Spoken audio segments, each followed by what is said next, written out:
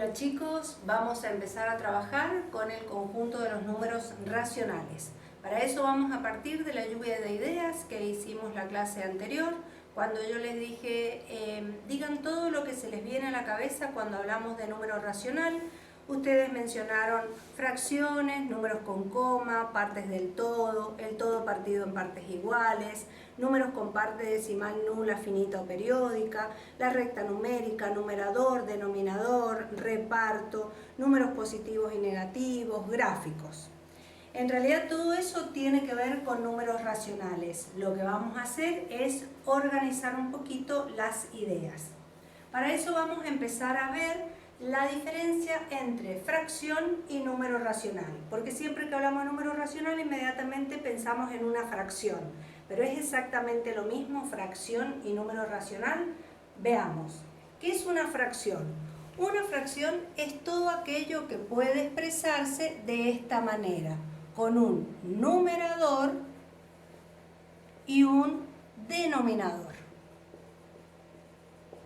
Eso es una fracción, es decir que no le pongo ninguna otra condición. Por ejemplo, puede ser 2/3, pero también puede ser 1,4 dividido 8, puede ser raíz de 2 dividido el número pi. O sea, cualquier tipo de números en el numerador y en el denominador, eso es una fracción. Es una forma de escribir, es una forma de escritura. Eso es una fracción. Ahora, ¿qué es un número racional? Nosotros cuando hablamos de los conjuntos numéricos dijimos que un número racional es aquel que tiene parte decimal nula, parte decimal finita, es decir, que tiene fin la parte decimal, o parte decimal periódica, algo que se repite hasta el infinito.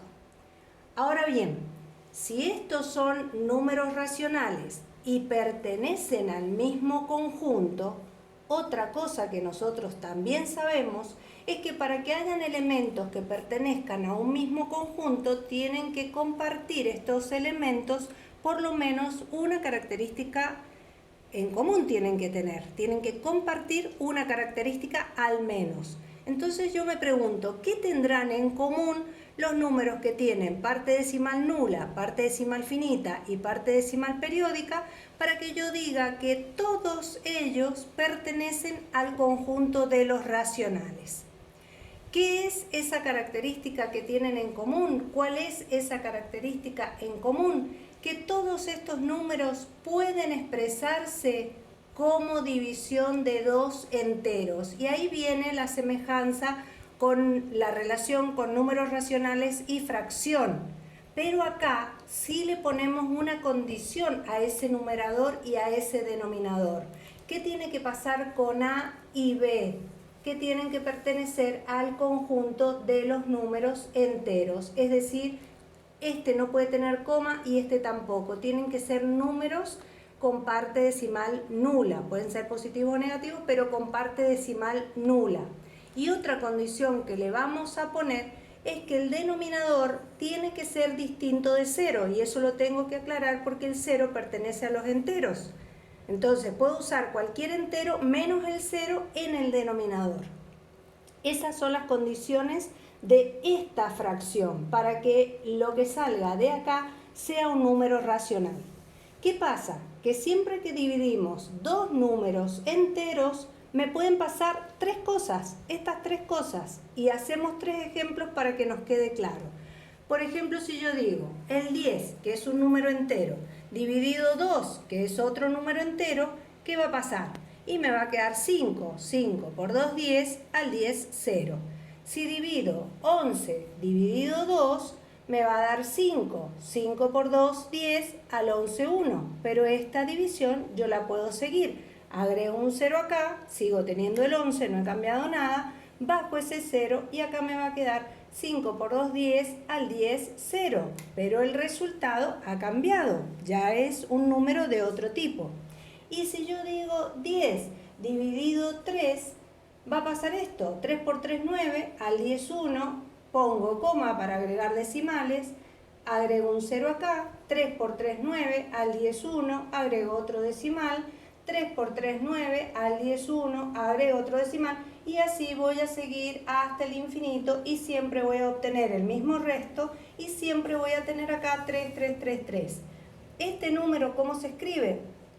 3,3, y como es el 3 el que se empieza a repetir, le ponemos este arquito que quiere decir parte periódica. Eso es lo que significa una parte periódica en un número, que ese número se va a repetir hasta el infinito.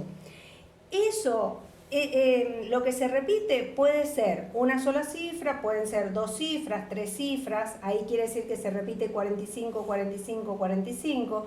Puede haber una parte que se repita, que no se repita primero y después otra parte que se repita. Siempre que ven el arquito, lo que está abajo del arquito es lo que se repite. Ahora bien, vamos a analizar estas tres situaciones. ¿Qué es lo que ha pasado acá? Cada vez que dividimos un entero por otro entero, resultó un número con parte decimal nula o un número con parte decimal finita, quiere decir que se terminó, que tiene fin, o un número con parte decimal periódica. No puedo esperar otra cosa cuando yo divido dos enteros. Si miramos estas dos situaciones, acá hemos llegado a resto cero. Estos números que han salido de una división de dos enteros con resto cero son números decimales. El conjunto de los decimales es un subconjunto de los racionales. Los tres tipos de números son racionales. Estos dos son decimales. Y si solamente me quedo con este, acá tenemos el conjunto de los números enteros. ¿Qué otra cosita vamos a explicar? ¿Por qué no podemos dividir por cero? ¿Por qué está prohibido dividir por cero? ¿Por qué le ponemos esa condición? Veamos lo que pasa. Vamos a la definición de división exacta. Si yo digo 15 dividido 3, tengo que encontrar un número que multiplicado por 3 dé 15. Ese es el 5. 5 por 3 es 15, resto 0. Así que yo pongo 15 dividido 3 es igual a 5. Probemos con el 0. 15 dividido 0, tengo que encontrar un número que multiplicado por 0 me dé 15. Así que cuando yo digo 15 dividido 0, ¿qué va a pasar acá? No hay ningún número que cuando lo multiplique por 0 me dé 15, porque todo número multiplicado por 0 es 0. Por lo tanto, este resultado no existe. Por eso no podemos dividir por 0. ¿Qué pasa si yo pongo 0 dividido 0? Porque sabemos que todo número puede dividirse por sí mismo, pero vamos a ver qué pasa con el 0. Cualquier número que yo ponga acá, cuando lo multiplique por 0 me va a dar este 0. 1 por 0, 0. 2 por 0 también es 0. 3 por 0 también es 0. Y así tengo todos los números para poner ahí. Entonces, 0 dividido 0 me queda una indeterminación. Por eso tampoco puedo hacer la división ahí. En cambio, si yo pongo el 0 como dividendo y lo divido por cualquier número, ¿qué número multiplicado por 2 me da 0? El 0.